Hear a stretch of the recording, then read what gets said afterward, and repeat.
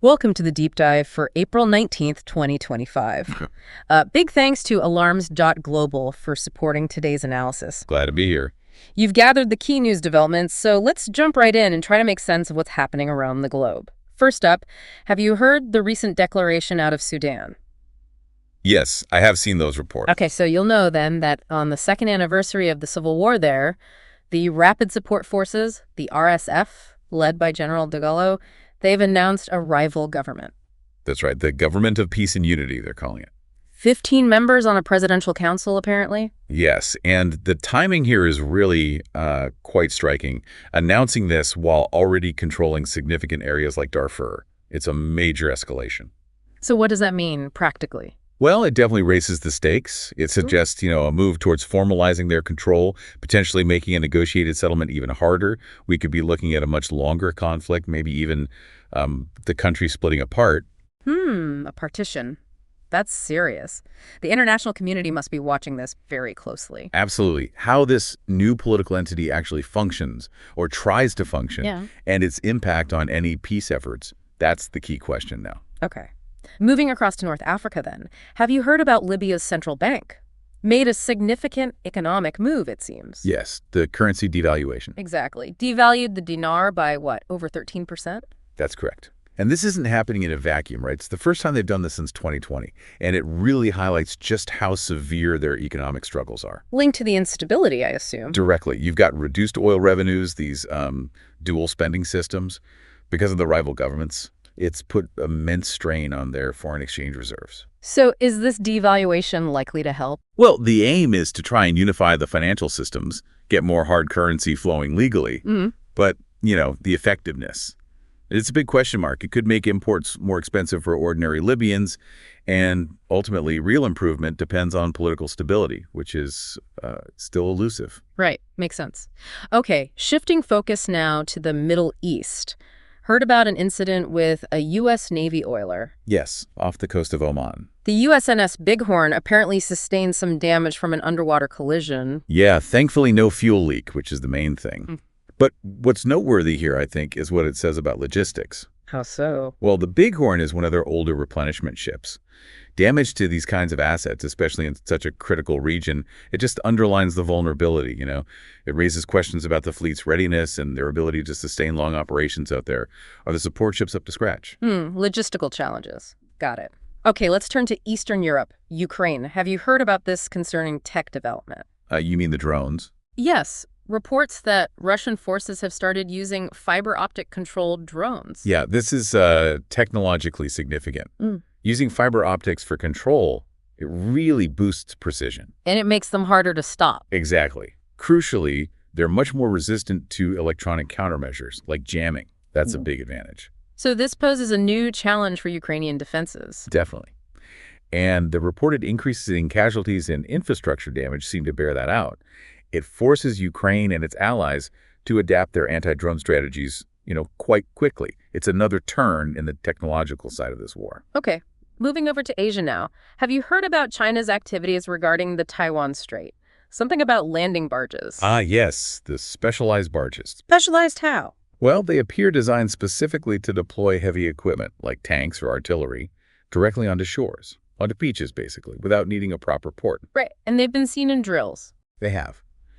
And when you put that together, the specific design and their use in recent exercises, it strongly suggests, a continued focus on enhancing amphibious assault capabilities. Targeting Taiwan, presumably? That's the widely held analysis, yes. It seems aimed at overcoming Taiwan's coastal defenses. It certainly signals a potential shift, or at least a reinforcement, of their capabilities in that area, impacting the military balance. Okay. Staying in the Middle East for a moment, but at a different angle. Have you heard about a change in the U.S. military posture in Syria? Yes, reports of a planned troop reduction. A significant one, it sounds like? Apparently so. Down from around 2,000 troops to under 1,000, and closing several bases in the northeast. And the reasoning? The stated aim is consolidating operations because they perceive a diminished threat from ISIS.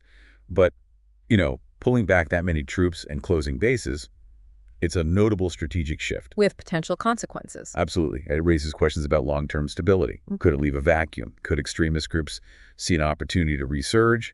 These are the concerns being voiced. Understood. Okay, back to Asia. A major political development in South Korea. Have you heard? Yes, the Constitutional Court's decision on President Yoon. Upholding his impeachment. That's huge. It really is a seismic event for their democracy. Removing a sitting president, especially after the controversies surrounding him, including those alleged attempts to impose martial law. It underscores the independence of their constitutional processes. So what happens now? An election. Within 60 days, it'll be a really pivotal moment, setting the future direction for South Korea, both domestically and, in terms of its regional alliances. Right. One to watch closely. Okay, now let's move to India.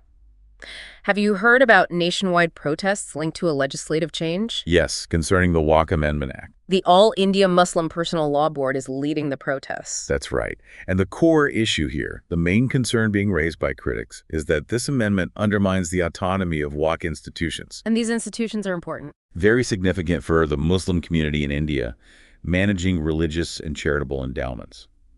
So these protests and the clashes being reported, they highlight really sensitive issues around religious freedoms and minority rights. It puts a spotlight on the government's approach. And the potential for more unrest, I suppose. That's certainly a risk, yes. Okay. Returning to Eastern Europe, Poland this time. Have you heard about a change in U.S. military logistics there? Yes, the withdrawal from the Jastrzębie airport. Troops and equipment being moved out. Correct. Now, Polish officials are really keen to stress this is a relocation, not a reduction in commitment to NATO's eastern flank. But Jastrzębie was important for Ukraine aid, wasn't it? Hugely important. It's been a key logistics hub since the full-scale invasion began in 2022. So even if it's just a relocation, pulling resources from such a critical point inevitably raises questions. About the impact on aid delivery. Exactly. About the speed, the efficiency. It signals a change in the logistical landscape, for sure. Okay. And finally, one last item, some potentially concerning reports about international movements involving Iran. Have you heard about this? Vaguely, yes. What are the specifics? Well, reports are alleging that Iran is relocating Hezbollah operatives to Latin America, countries like Cuba and Venezuela mentioned specifically. If, and it's still an if, these reports are accurate, but if they are, the implications could be pretty significant. For stability in the Western Hemisphere? Potentially, yes. The suggestion is they might be doing this to sort of evade potential U.S. or Israeli actions in the Middle East. Yeah. It just shows how interconnected global security is, how conflicts can ripple outwards. And it raises questions about monitoring these kinds of movements. Big questions. And about potential Iranian influence spreading in Latin America. It's a complex and potentially worrying development if confirmed. Indeed. Well, that covers a lot of ground. A rapid look, but hopefully insightful, at some key global developments from April 19th, 2025. A busy day on the world stage. Absolutely. If you found this deep dive informative, please do hit that like button. There's always more happening. Always. And thank you again to Alarms.Global for their support today. Something to consider as we wrap up. With all these shifts, what underlying trends might connect them? Is there a broader pattern emerging worth thinking about?